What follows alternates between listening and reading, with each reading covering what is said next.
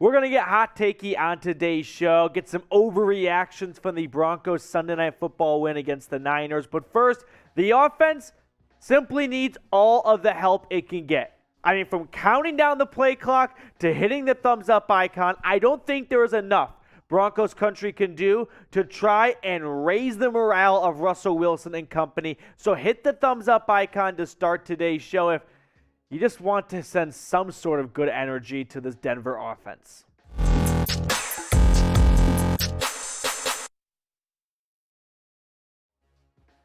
Welcome into the 2-1 Broncos Breakdown. Matthew Peterson here in a bit of a better mood than last night. Honestly, I was pretty upset with how Sunday Night Football looked. I really wanted to see bigger strides from the offense and the play calling. And it seemed like they honestly moved back at times from the 8 3-and-outs and just the missed opportunities, right? You get a safety, and then what do you do on offense when you get the football back? Absolutely nothing. The defense forces turnovers. Offense doesn't seem to capitalize. So first things first, before we get into any kind of overreactions and talk about Hackett and Wilson, I owe an apology to this Broncos defense.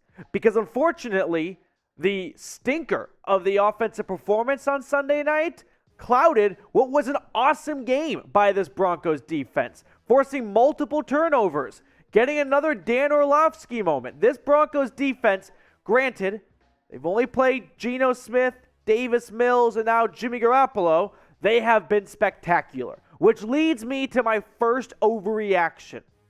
This Broncos defense top 10? I say yes. I don't think this is a crazy overreaction. Now, have they played the Chiefs, the Bucks, and the Packers? No, but you can only play your schedule. And so far, Randy Gregory and company, and I think him and Surtain have been the two faces of this defense thus far, have been awesome, right? Denver's only allowing 12 points per game. That's second in the NFL. Third in yards per game. Third in passing yards per game. Rushing yards, they are kicking butt still. Takeaways, fourth. I mean, this Broncos defense is simply doing a great job so far. So give credit to Evero and this crew, because through 3 games, they are not the issue. And they've had some key players really step up early in the season. No surprise, Patrick Surtain, who, by the way, Jimmy Garoppolo didn't look his way once last night from Mile High. He has only allowed 45 yards through 3 games. That's really good. Just 45 yards given up. Bradley Chubb, he's had 3 sacks, including 1 last night, and a forced fumble. Randy Gregory, he has been healthy, and he has been productive. 2 sacks, 2 forced fumbles. Josey Jewell, after missing the first 2 games with that calf injury, he exploded onto the scene last night. 9 tackles, 1 sack, couple QB hits, and a fumble recovery. Jewell was making plays all over the field. It was great to see 47 flying across the gridiron. And then Mike Purcell, I just wanted to give him some love and recognition because the nerds at PFF have him ranked the 13th best interior defensive lineman. From being someone that was on the bubble of making this roster to being a very productive run stopper so far, let's give some credit to Mike Purcell. So here's the question that I want to ask you all now. Do you believe this Broncos defense is top 10? As of right now, after 3 weeks of NFL football, I think so. Will that be sustainable when they go through some tougher games in their schedule? We'll wait and see. But they're off to a great start, no doubt about it. Overreaction number 2. Hackett can't hack it. Yeah, there's a lot of little puns you can do and whatnot. Wordplay, I think this is a maybe. I don't think you're in either camp just yet. I don't think you can definitively say, no, he's fine, don't worry, everything is going to sort itself out. It's been 3 games. Are we seeing much progress? I, for one, really am not. And I don't think it's an absolute definitive, no, fire him right now and move on. It's also only been 3 games. You're kind of in no man's land at this point. But the miscues have been bad. There's been poor play calling from what he admitted was a mistake, sending Brandon McManus out week 1 for a 64-yard field goal and you have Russell Wilson as your quarterback. That was a mistake. Also, just any time the camera goes on Hackett, it's just a bad visual. It looks like someone who is overwhelmed, in over their head, doesn't seem to have a ton of confidence. Every time the camera goes on him, he has this worse, oh shit face. We just did a huge mistake. I mean, it's tough to watch at times, honestly. And then the lack of discipline. It was better in week 3, but that doesn't excuse 25 penalties in the first 2 weeks. Now, I'm happy to see improvements were made, but it feels like when they improve at one area, they take a step back in another. No, this is a offense that is run by a $245 million quarterback. It better be firing on all cylinders. Well, this is not a, hey, we've got a new quarterback. Just massage this in. It's going to be okay. Give it some time. That's not what you do when you have Russell Wilson. It didn't take time for Tom Brady or Matthew Stafford on their new teams to hit the ground running. What's going on here? Now, I don't say all this as a, hey, fire Hackett. I think we can all agree we should all be rooting for Hackett. That is in everyone's best interest right now. Hackett succeeds. Hackett does well. Broncos do well. We are all happy on Sunday, right? This is not a, hey, burn it all down talk right now.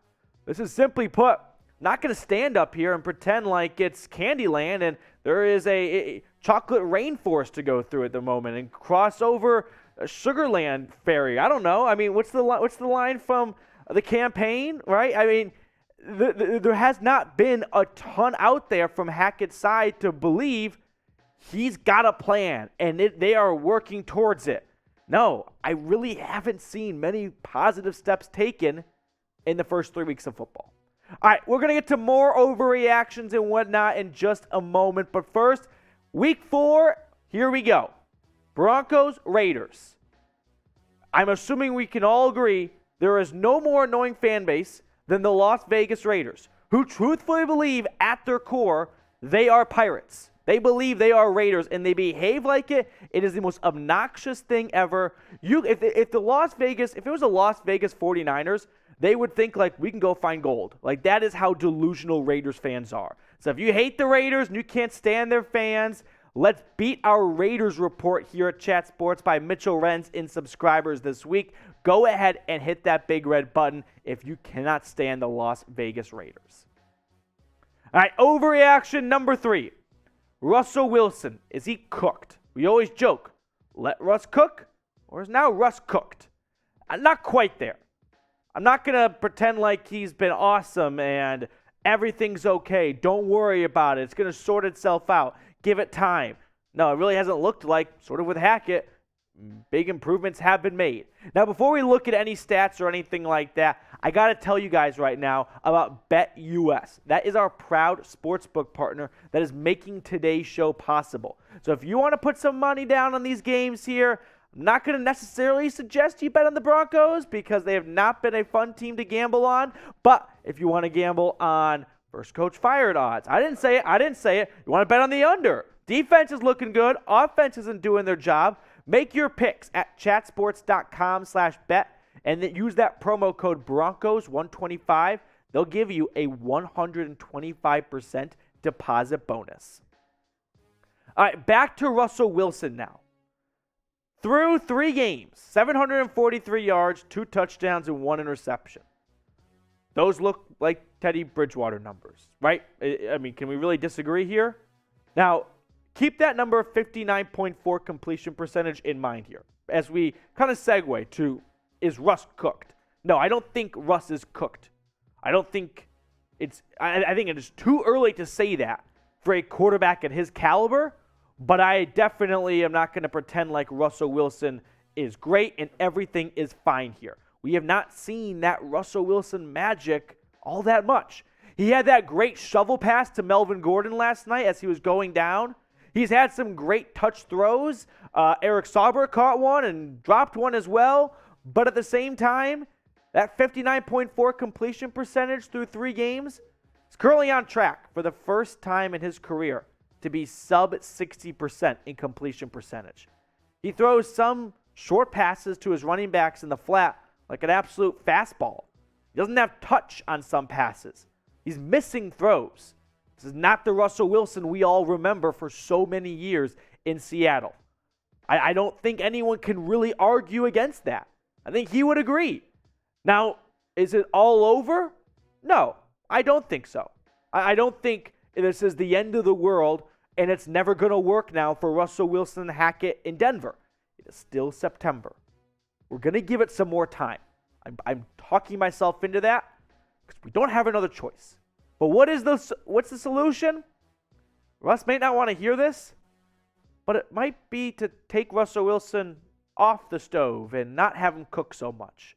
It's not like Hackett has had him go out there and throw 55, 60 passes a game, but the funny thing is that Russell Wilson left Seattle because Pete Carroll wanted to run the football more, and maybe for the time being, the solution is to run the football more.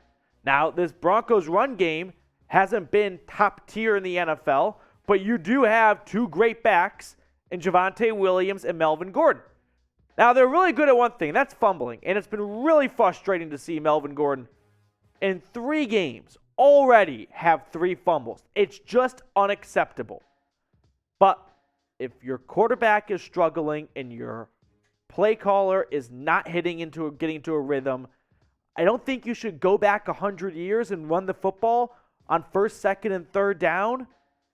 But maybe try to put some long runs together and build some momentum, because when the offensive line starts blocking well, things are going to start trickling down across the entire offense.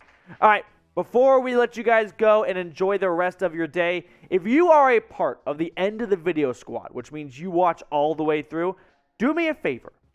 I've got the link to a Raiders Report video, pinned comment. Just click on that link, go to the comment section of the Raiders Report by Chat Sports, hosted by Mitchell Renz, and spam FLV. I just want him to go on YouTube and just see an absolute flood of F Las Vegas, F the Faders, F the Raiders, whatever tickles your fancy. Click that link. It's the pinned comment of today's show.